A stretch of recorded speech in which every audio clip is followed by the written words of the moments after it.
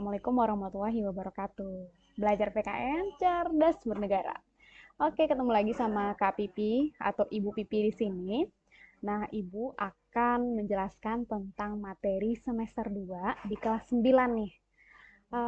Sebelumnya Ibu mau mengucapkan terima kasih untuk anak-anak Ibu yang selalu menonton video-video yang sudah Ibu update di YouTube Ibu. Dan juga Ibu berharap kalian semua dalam keadaan yang sehat dan tetap semangat belajarnya meskipun kita sedang tidak berada atau bertatap muka. Oke, di materi PPKN di kelas 9 semester 2 ini kita akan belajar tentang keberagaman. Ya, jadi sangat sering kita lihat keberagaman ada di lingkungan sekitar kita. Nah, sekarang kita akan mulai. Yuk, sama-sama disimak. Oke, keberagaman. Nah, di dalam bab keempat ini, yaitu di materi semester 2 kelas 9, kita belajar tentang persatuan dan keberagaman masyarakat Indonesia. Tentunya sebelum kita belajar, kita harus tahu dulu dong bagaimana tujuan pembelajaran. Nah, ada 3 tujuan pembelajaran di bab ini. Yang pertama, nanti anak-anak Ibu harus bisa mensyukuri bagaimana persatuan dan keberagaman ini. Dan ini merupakan sebuah anugerah yang sudah diberikan Tuhan kepada kita sebagai bangsa Indonesia. Yang kedua, anak-anak Ibu nanti akan mengidentifikasikan permasalahan keberagaman dalam masyarakat Indonesia. Nah, intinya sih lebih dekat aja ya, lebih dekat ke permasalahan-permasalahan keberagaman yang sering anak-anak Ibu temui di lingkungan rumah anak-anak Ibu.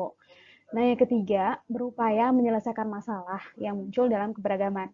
Nah, unik ya, nanti anak-anak Ibu akan ada proyek sosial berkaitan dengan bagaimana sih upaya untuk menyelesaikan permasalahan dalam keberagaman ini.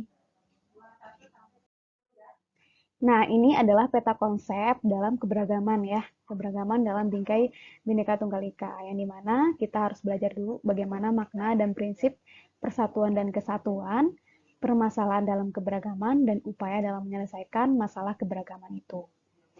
Nah, di sini ada maknanya. Nah, sebelum kita ke makna, kita lihat dulu. Di lingkungan sekitar rumah kita, pasti kita sering menemukan ada yang berbeda. Mungkin kita tidak hanya melihat di lingkungan rumah ya, tapi kita lihat di skala kecil saja, di lingkungan keluarga kita. Nah, di keluarga kita pasti kita menemukan adanya perbedaan. Misalnya nih, kakak kamu nanti menikah ya, menikah misalkan ada menikah dengan orang yang di luar Pulau Jawa, atau menikah di luar Pulau Sumatera gitu kan, atau di luar Indonesia. Nah, itu merupakan salah satu bentuk perbedaan dari latar belakang serta berbagai perbedaan dalam keberagaman. Nah, di sekolah juga kita lihat keberagaman itu nyata. Coba deh kalian perhatikan. Kalau kalian dengan teman kalian sama atau beda? Ya pasti beda kan. Nah, jadi latar belakang keluarga berbeda, dari segi status sebagai masyarakat berbeda gitu ya, di lingkungan masyarakat dan di lingkungan tempat tinggal pasti berbeda. Nah, itu adalah salah satu bentuk keberagaman. Nah, keberagaman itu nyatanya adalah suatu hal yang membuat kita menjadi kaya, bukan satu hal yang membuat kita menjadi terpuruk atau malah menjadi suatu yang menentang ya.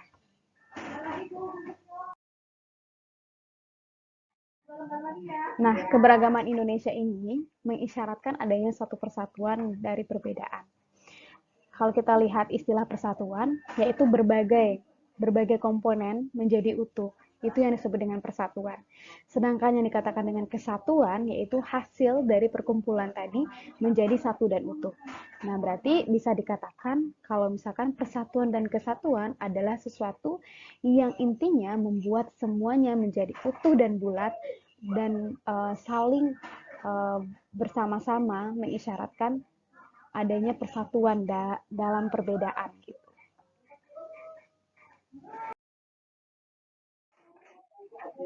Oke, nah untuk mewujudkan yang namanya persatuan tadi, kita masuk ke dalam prinsipnya. Sebenarnya prinsip dari keberagaman itu ada banyak. Di sini Ibu akan bahas hanya dua, yaitu Bhinneka Tunggal Ika dan Wawasan Nusantara. Kita tahu kalau bineka, yang dikatakan bineka itu adalah berbeda-beda tapi tetap satu jua. yang dimana diambil dari bahasa Sanskerta, ya. Bhinneka Tunggal Ika. Kebinekaan itu adalah suatu hal yang menjadi cita-cita bangsa Indonesia. Ya, apa kebinekaan itu adalah suatu realitas, realitas sosial yang memang terjadi di Indonesia. Bineka itu kan berbeda ya, berbeda, beragam. Nah, ini ada contoh nih, foto presiden dengan semua pejabat-pejabat ya, menteri-menteri ya mungkin ya, memakai baju adat daerah yang sangat berbeda satu sama lain. Nah, itu dikatakan realitanya memang bangsa Indonesia itu berbeda. Nah, tunggal ika ini artinya adalah cita-cita, cita-cita dan tujuan kita. Bineka, kebinekaan adalah realitas sosial yang terjadi bahwa kita beragam. Ketunggal ikaan adalah salah satu cita-cita dan tujuan yang ingin kita wujudkan. Kebinekaan dan ketunggal ika. Nah, jadinya di sini kita sebagai bangsa Indonesia kita mengakui gitu ya bahwa kita adalah bangsa yang terdiri dari berbagai suku, agama, ras dan bahasa yang berbeda. Nah, masih ingat nggak berapa sih suku yang ada di Indonesia? Banyak ya, banyak banget suku, ras, agama juga banyak yang ada di Indonesia. Yang diakui agama itu ada 6 agama ya. Nah, bahasa, apalagi bahasa di setiap daerah itu memiliki bahasa yang berbeda-beda. Misalnya satu daerah bisa bahkan memiliki berbagai bahasa gitu.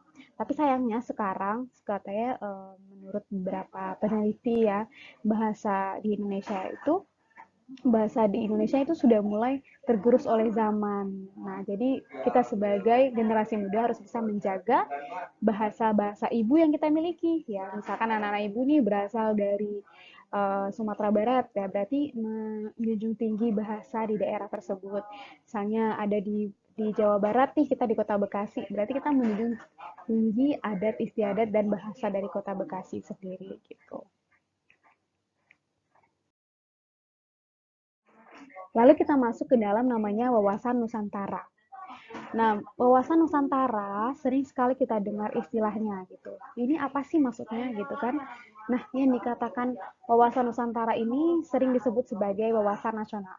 Artinya kita sebagai bangsa Indonesia nih yakin bahwa kita memiliki tujuan dan cita-cita ya, tujuan dan cita-cita untuk bisa bersatu dan bisa menjadi suatu bangsa yang besar dalam wawasan Nusantara ini. Kita bisa menyadari nih tentang diri kita sendiri gitu. Makanya secara umum wawasan Nusantara artinya adalah cara pandang suatu bangsa tentang diri dan lingkungannya. Berarti intinya di sini kita sebagai bangsa Indonesia, kita tahu diri nih. Kita tahu bahwa kita adalah bangsa Indonesia dan kita tahu bahwa kita adalah bangsa yang beragam. Nah, itu yang dikatakan dengan wawasan Nusantara. Tapi kalau kita menganggap bahwa, oh, diri saya yang paling benar, saya adalah orang yang paling tahu segala hal misalnya, atau apa gitu ya, pokoknya menjunjung tinggi diri sendiri, nah itu berarti ada hal yang salah dengan wawasan Nusantara kita. Berarti wawasan Nusantara kita belum terjalankan dengan baik. Makanya kita perlu yang namanya wawasan Nusantara ini. Wawasan Nusantara ini berarti gimana sih cara pandang kita atau cara kita melihat bangsa kita tentang diri kita dulu di utama. Kita tahu, oh ya, saya ini adalah bangsa Indonesia, warga negara Indonesia yang memiliki hak dan kewajiban melakukan tap-tap dan lain sebagainya gitu. Dan saya juga tahu bahwa lingkungan saya ini tuh berbeda. Lingkungan saya itu banyak orang-orang yang berbeda ya. Di Kota Bekasi ini saja kan kita tahu bahwa banyak sekali beragam suku budaya yang ada. Nah, itu berarti kita udah sadar, berarti kita punya wawasan Nusantara kalau kita udah tahu diri kita dan kita udah melihat lingkungan kita juga adalah suatu hal yang berbeda. Namun perbedaan itu bukanlah suatu penghalang, tapi perbedaan itulah yang membuat kita menjadi semakin kuat dan mencapai tujuan serta cita-cita kita bersama. Oke, kita lanjut lagi. Nah, dalam wawasan Nusantara sebenarnya juga ada 4 konsep ya. Bagaimana persatuan dan kesatuan itu di bidang politik, di bidang ekonomi, sosial, budaya, dan pertahanan keamanan. Nah, kalau misalkan di bidang politik nih, berarti cara pandang kita terhadap perbedaan-perbedaan pandangan politik seseorang, politik ini bisa jadi mungkin ada nih di keluarga kita atau di lingkungan kita yang memilih misalnya pas pemilu calon A, kita lebih ingin di calon B gitu. Ada rasa ingin menjatuhkan, nah itu adalah suatu hal yang tidak boleh ya. Kita wajib menghargai perbedaan, wajib untuk menghargai bagaimana pandangan orang lain terhadap hak politiknya, hak berbicaranya gitu ya, kita hargai gitu. Nah, selanjutnya persatuan di bidang ekonomi. Ya, di bidang ekonomi kita lihat juga banyak perbedaan-perbedaan ya dalam bidang ekonomi. Misalnya, kita juga menghargai kreativitas dan bagaimana masyarakat kita untuk bisa meningkatkan perekonomian. Kita tidak boleh memandang rendah suatu usaha orang lain gitu. Nah, di bagian sosial budaya juga seperti itu. Bagaimana kita bisa meningkatkan sosial dan budaya kita sebagai masyarakat Indonesia. Oke, Bu akhiri pertemuan hari ini. Assalamualaikum warahmatullahi wabarakatuh.